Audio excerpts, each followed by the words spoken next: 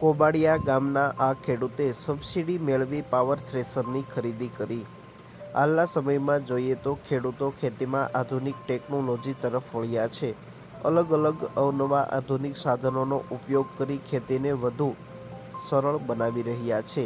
આ ઉપરાંત ખેતીવાડી વિભાગ દ્વારા પણ ખેડૂતોને અલગ અલગ સાધનોની ખરીદી કરી શકે તે માટે સબસિડી પણ આપવામાં આવે છે। જેમ કે ટ્રેક્ટરની ખરીદી પર સબસિડી, પાવર થ્રેશર, ઝટકા મશીન જેવી અલગ અલગ ખેતીલક્ષી સાધનોની ખરીદી પર સબસિડી આપવામાં આવે છે। નામ કાનાભાઈ માયાભાઈ ભમ્મર, ગામ કોબાડિયા, તાલુકો જેસર, જિલ્લો ભાવનગર। ની ખરીદી કરેલી છે વીરાભાઈ ઉનડભાઈ, મારા દાદા થાય છે, એને ખરીદી કરેલી છે। કેવી રીતે વિચાર આવ્યો તો કઈ જગ્યાએ? આપણી પાસે ઠેસર હતું નહીં એટલે આપણને એમ થયું કે ઠેસર લેવું છે એમ, એટલે સિંગનું ને શેણાનું ઠેસર લીધું છે।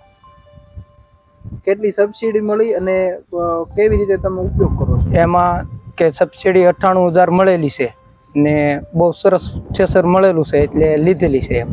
ઉપયોગ કરો છો ને આપણે સિંગ કાઢવામાં આલે છે, શેણા કાઢવામાં આલે છે ને બનતા બને તો ભાડેમાં પણ જાય છે, તો સારી સહાય મળે છે એમ। ભાવનગર જિલ્લામાં પણ અનેક ખેડૂતો ખેતીલક્ષી અલગ અલગ સાધનોની ખરીદી કરી તેના પર સબસિડી મેળવી રહ્યા છે। ત્યારે ભાવનગર જિલ્લાના જેસર તાલુકાના કોબાડિયા ગામે રહેતા ખેડૂત જેઓ છેલ્લા ઘણા વર્ષોથી ખેતીના વ્યવસાય સાથે સંકળાયેલા છે, તેઓ દર વર્ષે મગફળી, ચણા જેવા અલગ અલગ પાકોનું વાવેતર કરી રહ્યા છે।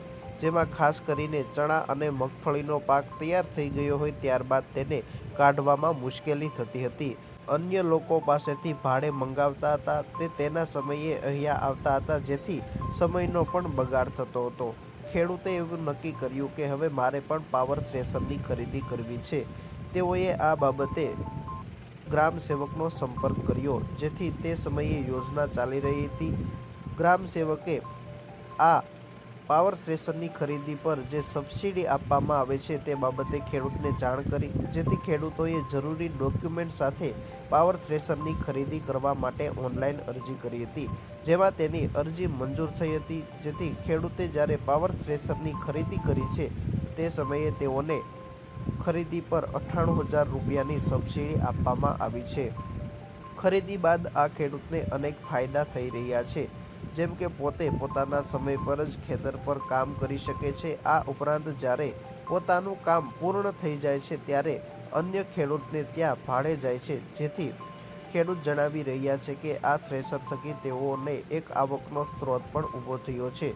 જ્યારે મગફળી અને ચણા કાઢવાના હોય તે સમયે તેઓ અલગ અલગ જગ્યાએ ભાડે પણ જાય છે અને જેના થકી આવક મેળવી રહ્યા છે।